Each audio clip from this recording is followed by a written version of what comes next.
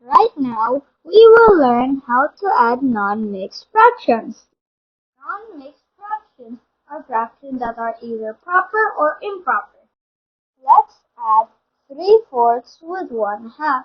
The first thing we need to do is multiply 4 and 2 to get the resulting denominator, 8. Then we multiply numerator 1 and denominator 2 to get 6, and numerator 2 and denominator 1 to get 4. So we have 6 plus 4 over 8, or 10 over 8. But we can simplify that. 10 is simply 5 times 2, and 8 is 4 times 2. So we get 5 times 2 over 4 times 2. Cancel the 2's, and we get 5 over 4. Let's have more examples. Follow along!